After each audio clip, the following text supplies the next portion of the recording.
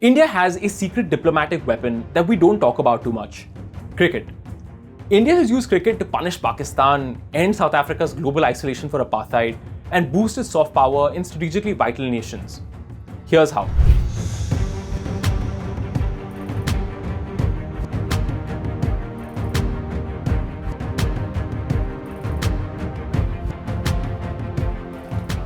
Since the 1980s, cricket diplomacy has been an important part of India's foreign policy. Its first and most important use has been for India to talk to another cricket-mad nation, Pakistan. The idea of cricket diplomacy became mainstream in 1987.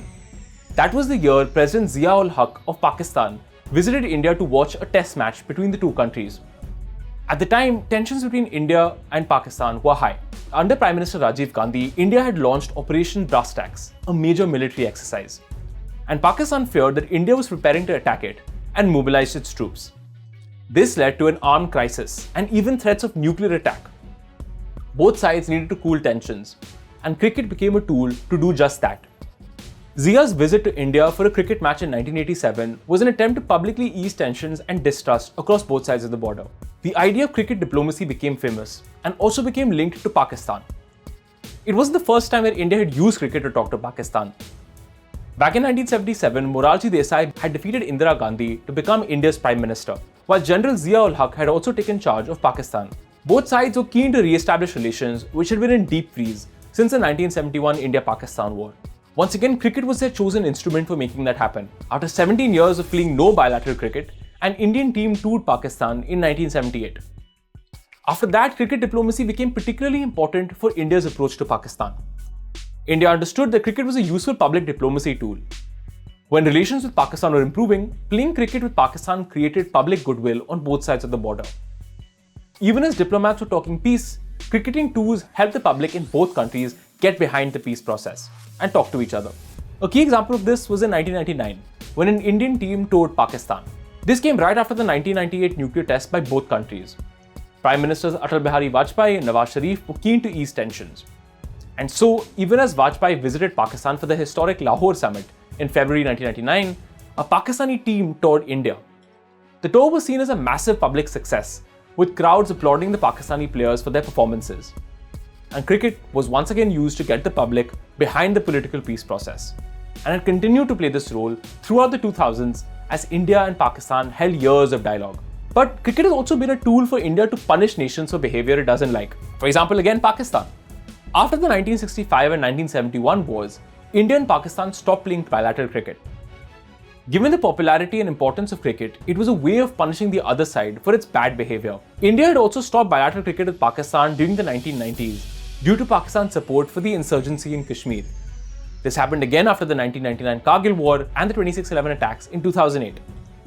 Nowadays, India and Pakistan play each other in international competitions like the World Cup, but they haven't squared off in a bilateral series in over a decade. Pakistani players have also largely been banned from India's tremendously successful Indian Premier League. And even in the 2023 World Cup, Pakistan's fans faced visa troubles in getting to India. So with Pakistan, India has used cricket as a diplomatic tool for peace, but also for punishment. Now, that isn't all. Beyond Pakistan, India also used cricket as a tool to open a dialogue with South Africa. For decades, South Africa's white nationalist government had been boycotted in international sports due to its racist policy of apartheid. However, in the 1990s, the situation began to improve and the apartheid regime began to fall apart. India once again used cricket to rehabilitate South Africa after decades of isolation. In 1991, India hosted the South African team for its first international series in decades. India's efforts through cricket helped bring South Africa back into the global mainstream and also helped India's broader diplomatic normalization with this absolutely vital country. Now, cricket, beyond just serving as a diplomatic tool, it's also been a key factor in India's soft power. Now, what is soft power? Essentially, it refers to the ability of a country to use its culture, its values, and its history to influence the political values of other countries and get what it wants. Unlike hard power tools like the military or economic sanctions, soft power is based on attracting people into supporting your cause rather than forcing them into it. So things like movies, sports, and the arts allow you to grow your own soft power by influencing the values of another country. Cricket has been one of the most important soft power tools for India. A good example of this is India's support for the Afghanistan cricket team. alongside its efforts to build development projects and contribute to the defeat of the Taliban, India has also helped popularize cricket in Afghanistan.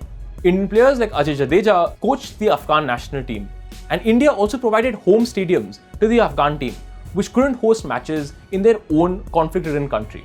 Afghanistan also put together a strong performance in this year's World Cup, beating Pakistan and England.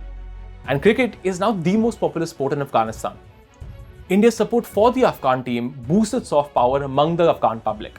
Cricket and India's dominance in it has also added to its cultural links to its neighbourhood. Bangladesh, Sri Lanka and Nepal are all cricket-playing nations. India is also pushing cricket in the Maldives in an effort to use its soft power to complement its hard power and military presence in the country. Cricket also contributes to India's global image. More than almost any other field, cricket illustrates India's rise. The Board of Control for Cricket in India, or the BCCI, is the richest national cricket board in the world, with a net worth of billions of dollars. The IPL is also the biggest and richest national cricket league. And this influx of money and resources has made India a global cricket superpower. Not only is the Indian cricket team dominant on the field, organizations like the BCCI now dominate how the game is regulated.